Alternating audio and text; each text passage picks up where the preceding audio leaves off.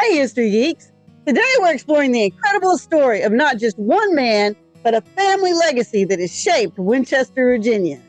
On the left stands Colonel James Wood Sr., British-born surveyor, military officer, and the founder of Winchester, which is the man who literally put this town on the map.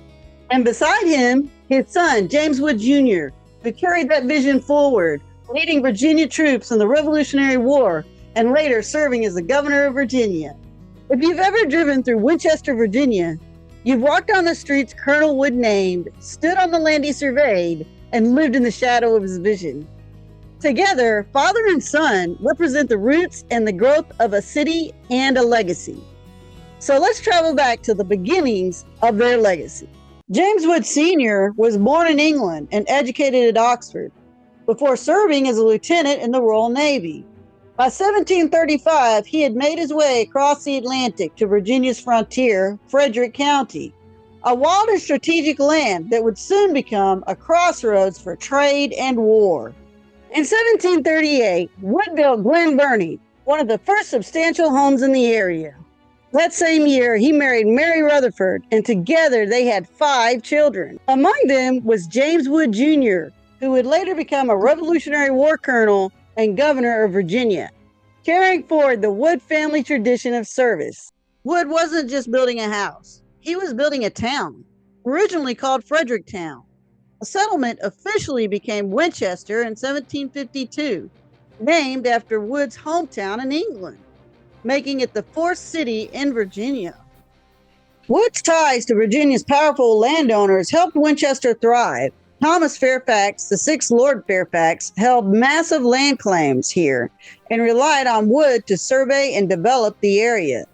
In 1748, a young surveyor named George Washington began working for Fairfax and soon for James Wood as well. In 1756, just 2 decades before the Revolutionary War, George Washington designed and began construction on Fort Loudon, right here in Winchester, on land granted by Colonel James Wood. This was during the French and Indian War from 1754 to 1763, a conflict between Britain and France and their native allies for control of North America. Fort Loudon became a key defensive post on Virginia's frontier and stayed in operation throughout the 1760s. This is a symbol of Wood's lasting impact on this region's security and development during that time period. Around this time, Wood expanded Winchester with 158 new lots to the west, while Lord Fairfax added 173 more to the south and east. James Wood himself named many of Winchester's earliest streets: Washington, Braddock, Amherst, Loudon, and more, honoring military leaders and allies of the day. If you'd like to dive deeper into the history behind these street names, I actually have a whole video dedicated to that topic. When the American Revolution broke out in 1775, yes, before the Declaration of Independence, James Wood Jr. stepped into a leading role. He commanded the 12th Virginia Regiment and fought at the Battle of Brandywine in September of 1777.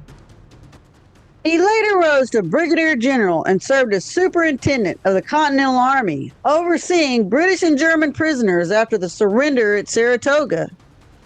Even before the war fully escalated, in October of 1775, Wood was one of Virginia's commissioners sent to Fort Pitt, present-day Pittsburgh, to meet with native leaders. Their goal was to secure peace and neutrality with Western tribes, an effort that helped keep the frontier relatively stable so George Rogers Clark could launch his campaigns in the Northwest Territory a few years later.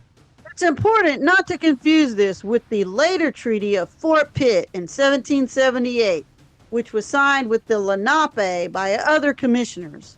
Wood's role came earlier during the very first efforts to manage relations with frontier tribes as the Revolution began. But Glen Burnie's story didn't end with the Revolution. The estate witnessed the turmoil of the Civil War, changing hands repeatedly as Union and Confederate troops occupied Winchester. The grounds even hosted Confederate sympathizers from Maryland, who formed the 1st Maryland Infantry CSA from June of 1861, right here in Winchester before the First Battle of Manassas. In the 20th century, Glen Burnie came into the hands of Julian Wood Glass Jr., a remarkable descendant who transformed the family estate into a cultural treasure. An avid art collector, Julian lovingly restored Glen Burnie and filled it with English and American decorative arts.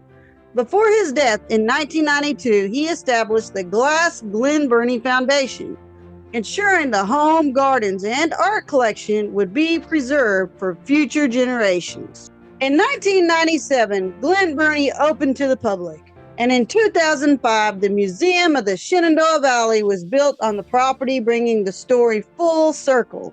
From James Wood Sr.'s early frontier surveys and his service along George Washington during the French and Indian War, to James Wood Jr.'s distinguished role in the Revolutionary War, and from Glen Burnie's founding to its modern-day life as a museum, the Wood family story spans centuries. It's a story of service, vision, and legacy that lives on in Winchester streets, gardens, and the lives of those who visit it today. Well, History Geeks, thanks for joining me here in Winchester, Virginia. If you enjoyed this story, hit like, subscribe, and share it with your fellow History Geek lovers. And remember, history isn't just in the books. It's in the streets we walk, the homes we visit, and the names we carry forward. So see you next time on History Geeks Live.